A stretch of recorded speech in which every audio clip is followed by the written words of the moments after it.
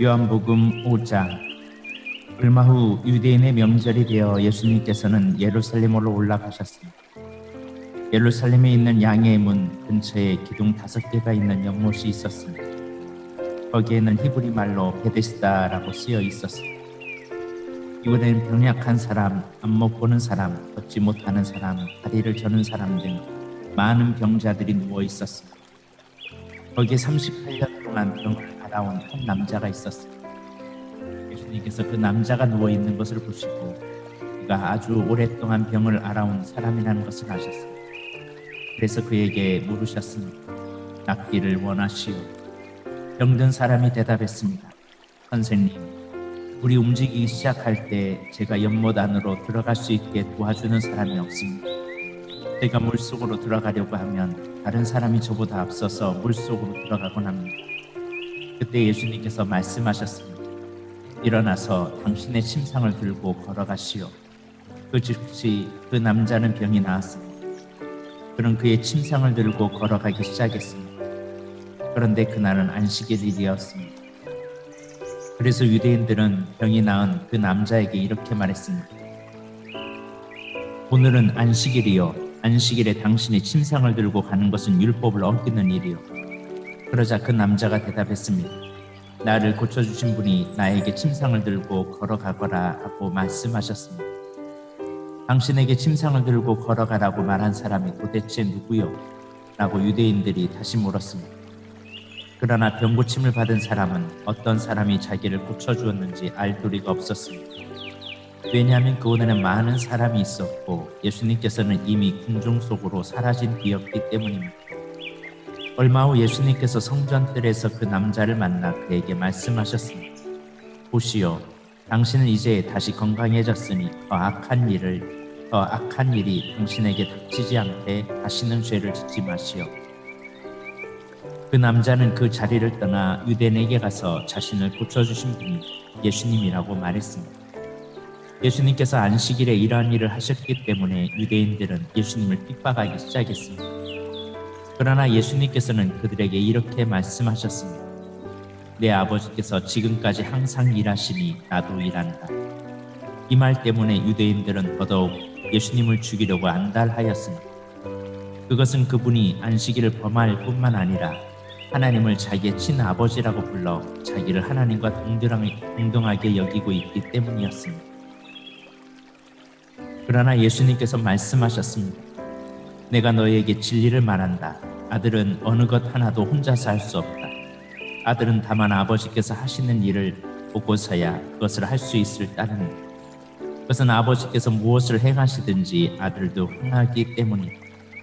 아버지께서는 아들을 사랑하셔서 그분이 하시는 모든 일들을 아들에게 보여주신다. 너희에게는 놀랄 만한 일이겠지만 아버지께서는 이보다 더 큰 일들을 아들에게 보여주실 것이다. 아버지께서 죽은 사람을 부활시키시며 그들에게 생명을 주시는 것처럼 아들도 자기가 원하는 자들에게 생명을 줄 것이다. 이뿐 아니라 아버지는 아무도 심판하지 않으시고 심판하는 모든 권한을 아들에게 맡기셨다. 하나님께서 이렇게 하시는 것은 모든 사람들이 아버지를 존경하듯이 아들도 존경하게 하기 위해서이다. 아들을 존경하지 않는 사람은 아들을 보내신 아버지도 존경하지 않는 것이다. 내가 너희에게 진리를 말한다. 누구든지 내 말을 듣고 나를 보내신 분을 믿는 사람은 영원한 생명을 얻었고 심판을 받지 않을 것이며 사망에서 생명으로 옮겨졌다. 내가 너희에게 진리를 말한다. 죽은 사람이 하나님의 아들의 음성을 들을 때가 올 것인데 그때가 바로 지금이다. 그 음성을 듣는 사람들은 살 것이다. 아버지 속에 생명이 있는 것처럼 아버지께서는 아들에게도 생명을 주어 그 속에 있게 하셨다. 또한 아들이 곧 인자이기 때문에 아버지께서는 아들에게 심판할 수 있는 권한을 주셨다. 이 말을 한다고 놀라지 마라. 무덤 속에 있는 모든 사람들이 아들의 음성을 들을 때가 올 것이다. 선한 일을 한 사람들은 생명을 얻기 위해 부활할 것이며 악한 일을 한 사람들은 심판을 받기 위해 부활할 것이다. 나는 혼자서는 아무것도 할 수 없다. 나는 내가 듣는 대로만 심판을 한다. 그래서 나의 심판은 의롭다. 나는 내가 하고 싶은 것을 하려 하지 않고 오직 나를 보내신 분이 원하시는 것을 하려고 애쓴다. 내가 나 자신에 대하여 증언한다면 사람들은 내 증거를 참된 증거로 받아들이지 않을 것이다. 그러나 나에 대하여 증언하는 다른 분이 계시니 나는 그분이 나에 대하여 증언하는 것이 옳다는 것을 안다. 너희가 요한에게 사람을 보냈고 요한은 너희에게 진실되게 증언하였다. 그렇다고 해서 내가 사람에게서 증언을 받은 것은 아니다. 내가 이런 말을 하는 것은 너희가 구원을 얻을 수 있도록 하기 위해서이다. 요한은 타오르는 빛을 내는 등불이었다. 너희는 잠시 요한의 빛 가운데서 기뻐하기를 원했으나 내게는 요한의 증언보다 더 큰 증언이 있다. 아버지께서 나에게 하라고 주셨고 지금 내가 행하고 있는 일들이 아버지께서 나를 보내신 것을 증언한다. 나를 보내신 아버지께서 친히 나를 증언해 주셨다. 너희는 지금까지 그분의 음성을 듣지도 않았고 그분의 모습을 보지도 않았다. 또한 너희는 아버지께서 보내신 사람을 믿지 않기 때문에 하나님의 말씀이 너희 속에 머물러 있지도 않는다. 너희는 성경에서 영생을 얻을 수 있다고 생각하여 성경을 부지런히 연구하고 있는데 바로 그 성경이 나를 증언하는 것이다. 하지만 너희는 영생을 얻기 위해 나에게 오는 것을 거절하여 내가 사람에게서 영광을 받으려는 것이 아니다. 나는 너희가 어떤 사람인지를 안다. 너희에게는 하나님을 사랑하는 마음이 없다. 나는 나의 아버지로부터 받은 권세를 가지고 왔으나 너희는 나를 받아들이지 않는다. 그러나 다른 사람이 자기의 권세를 가지고 온다면 너희는 그를 받아들일 것이다. 너희는 너희끼리 영광 받는 것을 좋아하면서도 하나님께로부터 오는 영광을 얻는 일에는 힘을 쓰지 않으니 너희가 어떻게 나를 믿을 수 있겠느냐. 내가 아버지 앞에서 너희를 고소할 것이라 생각하지 마라. 너희를 고소하는 사람은 바로 너희가 소망을 두고 있는 모세이다. 너희가 모세를 믿었다면 나를 믿었을 것이다. 왜냐하면 모세가 기록한 것이 나에 관한 것이기 때문이다. 너희가 모세의 글을 믿지 않는데 내가 말하는 것을 어떻게 믿을 수 있겠느냐.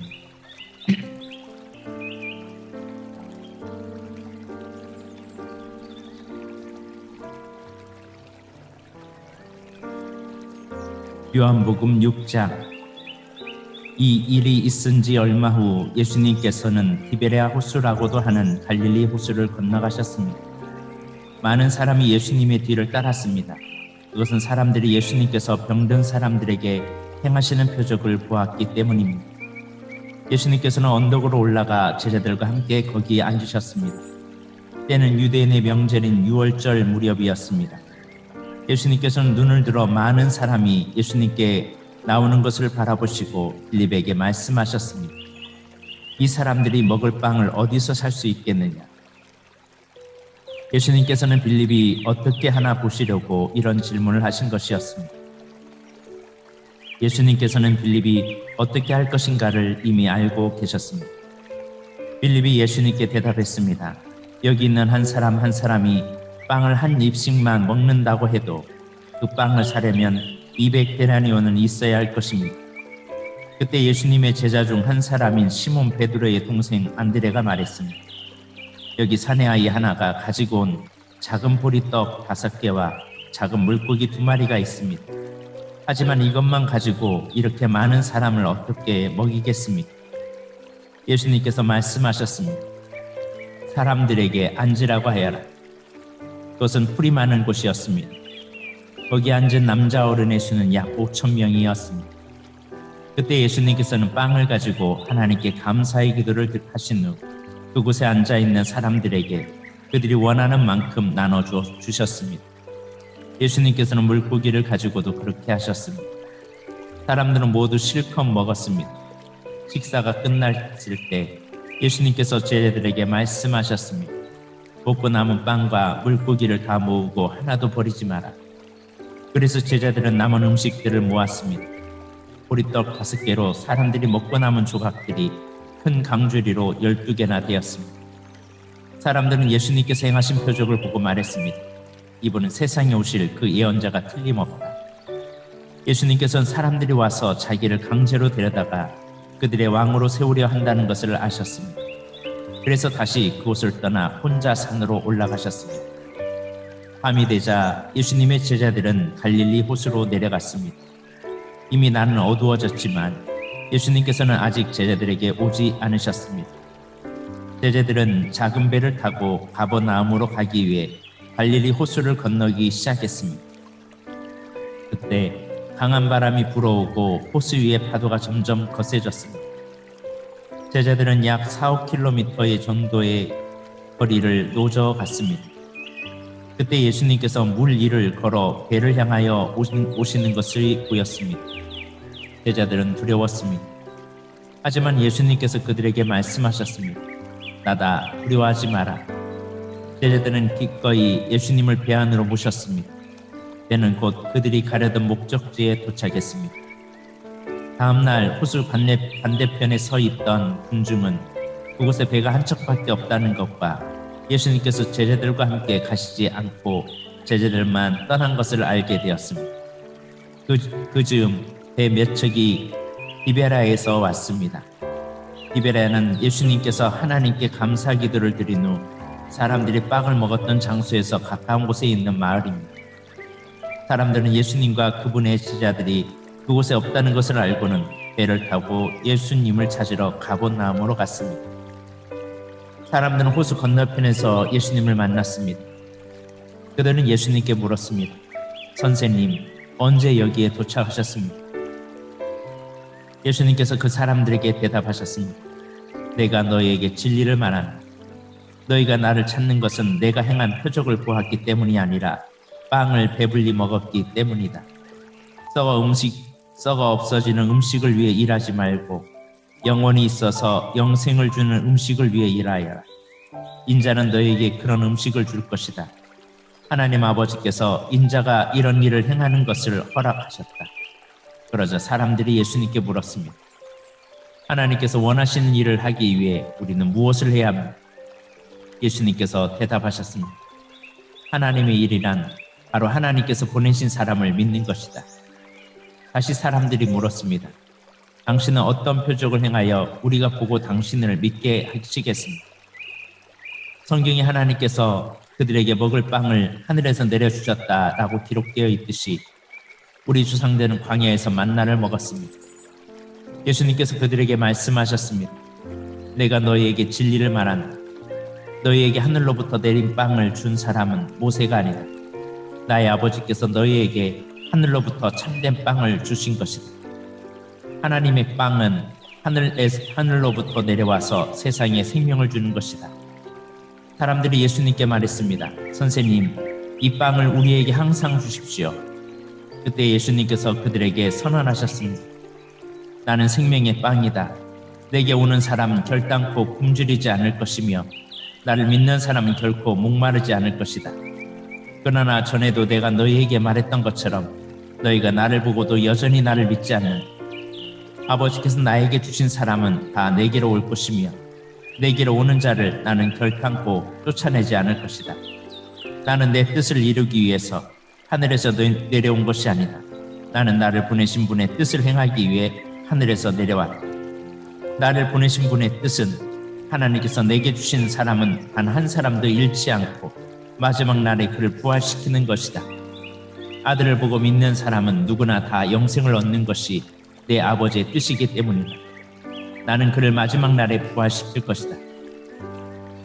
유대인들은 예수님께서 나는 하늘에서 내려온 빵이다 라고 말했습니다. 예수님에 대해 수군대기 시작했습니다.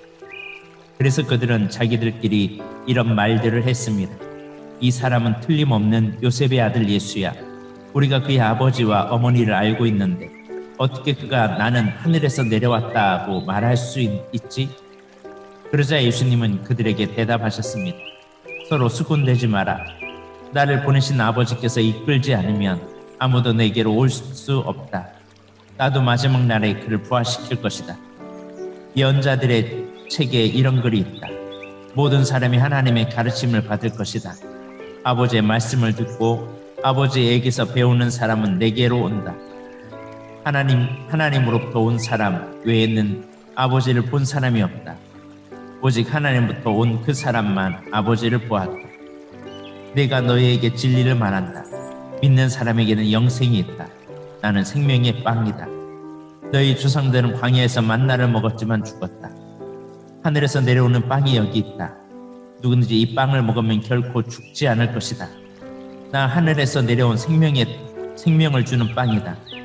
누구든지 이 빵을 먹으면 영원히 살 것이다. 내가 줄 빵은 나의 살이다. 내 살은 세상에 생명을 준다.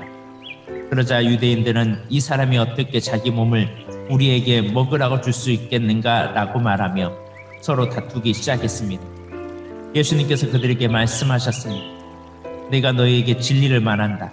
너희가 인자의 살을 먹지 않고 또 그의 피를 마시지 않으면 너희 속에 생명이 없다. 나의 살을 먹고 나의 피를 마시는 사람은 영생을 얻었고 나도 그 사람을 마지막 날에 부활시킬 것이다. 나의 삶은 참된 음식이며 나의 피는 참된 음료다.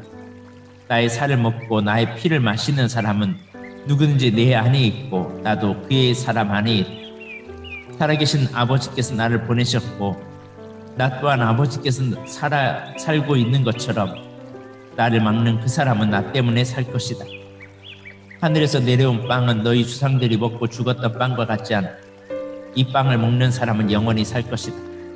이 모든 말씀은 예수님께서 가버나움 회당에서 가르치실 때 하신 말씀입니다. 예수님의 제자들 중에 여러 사람이 예수님의 말씀을 듣고 말했습니다. 이 말씀은 어렵다. 누가 알아들을 수 있겠느냐. 예수님께서는 제자들이 이 문제로 수군거린 것을 아시고 그들에게 이런 말씀을 하셨습니다. 이것이 너희에게 장애물이 되느냐. 그렇다면 인자가 전에 있던 곳으로 올라가는 것을 너희가 보거든 어떻게 행하겠느냐. 생명을 주시는 분은 성령이시다. 그러므로 사람의 힘은 전혀 쓸모가 없다. 내가 너희에게 한 말은 성령의 말씀으로 생명의 말씀이다. 내가 너희에게 한 말은 성령의 말씀이고 생명의 말씀이다. 그러나 너희 중에는 믿지 않는 사람이 있다. 예수님께서는 처음부터 누가 믿지 않을지 또 누가 예수님을 배반할지를 알고 계셨습니다. 예수님께서 계속 말씀하셨습니다. 그러므로 내가 사람이 내게 오는 것을 아버지께서 허락하지 않으시면 아무도 내게로 올 수 없다고 너에게 말한 이유가 여기 있다. 예수님께서 이 말씀을 하시자 제자들 중에 많은 사람이 예수님을 떠났습니다. 그들은 더 이상 예수님을 따르지 않았습니다. 그래서 예수님이 12 제자에게 물으셨습니다. 너희들도 떠나고 싶으냐? 시몬 베드로가 예수님께 대답했습니다. 주님께 영생의 말씀이 있는데 우리가 누구에게 가겠습니까? 우리는 주님이 하나님의 거룩한 분임을 알고 있습니다. 믿고 알고 있습니다. 예수님께서 제자들에게 대답하셨습니다. 내가 너희 12사람을 선택하지 않았다. 그러나 너희 중에 한 사람은 마귀니라. 예수님께서 가룟 유다 시몬의 아들 유다를 두고 말씀하신 것이었습니다. 유다는 12 제자에 들어있는 사람이었지만 후에 예수님을 배반했습니다. 요한복음 7장. 이 일이 있은 후 예수님께서는 갈릴리 지방을 다니셨습니다. 유대인들이 예수님을 죽이려고 했기 때문에 유대에서 다니기를 원하지 않으셨던 것입니다. 유대인들의 명절인 초막절이 가까웠습니다.